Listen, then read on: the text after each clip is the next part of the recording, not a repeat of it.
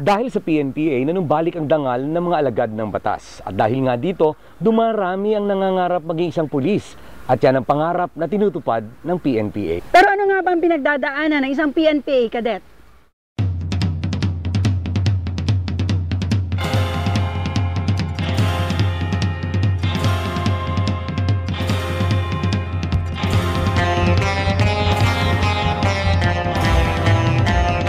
Many are called, but few are chosen. And of course, out of the few are the finest and the best. And we have with us the top notchers of batch Sinagtala 2012 of the PNPA. At 4 sa top 10 ay babae.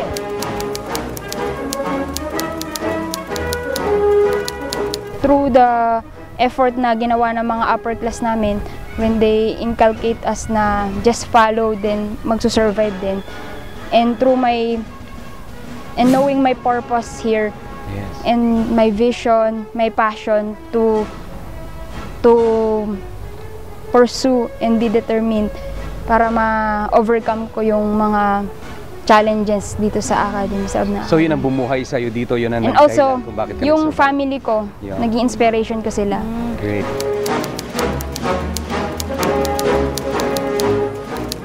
Yun yung nagturo sa akin, nag-change sa akin kung ano ako ngayon.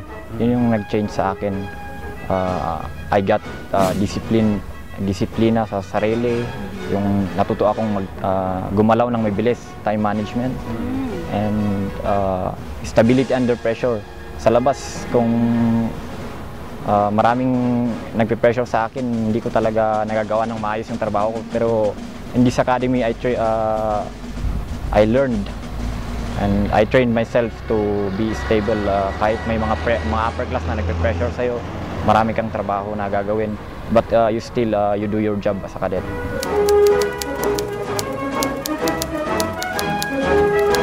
Ang PNPA po ay isang akademya na nagbibigay ng free education sa mga kabataan na nagsisikap na magbigay ng pagbabago sa ating lipunan.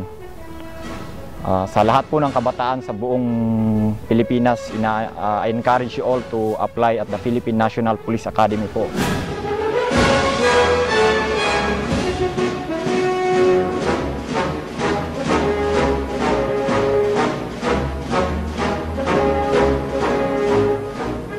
We handle the Cadetship Plus. Ang Cadetship program is composed of a degree and Bachelor of Science in Public Safety, plus may mga enhancement program siya equivalent to 2 years additional units sa labas upang ma-train properly yung mga kadete natin. Oh. Sir, paano ba makapasok sa pagiging kadete? Ang requirement lang po ay, ang mga steps ay mga ganito. Una-una, kailangan mapasahan ng aplikante natin yung PNPA Cadet Admission Test.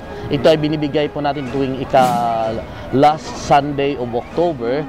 At ang pwede umapply po dito ay kailangan single, 17 to 21 years old. Dapat po siya ay high school graduate. And at the same time po, kailangan good moral character and physically fit to undergo training.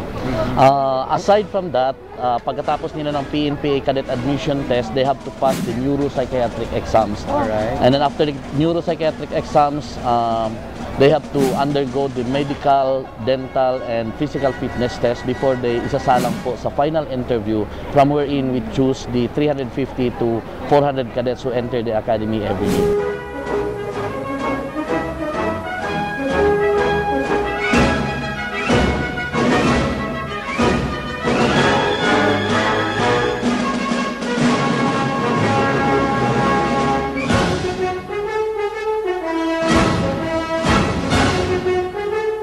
Physical and mental agility coupled with strong sense of justice and morality.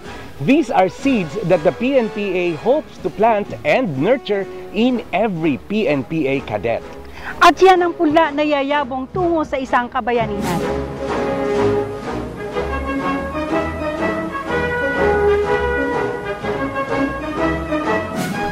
Look forward and Virgo. I struggle and arise. Yan ang motto ng Sinagtala Class 2012 ng PNPA. At para sa mga kadeteng nangangarap ng pagbabago. At sa lipunang handang yakapin at suportahan ang pagbabagong yan, we give thumbs up.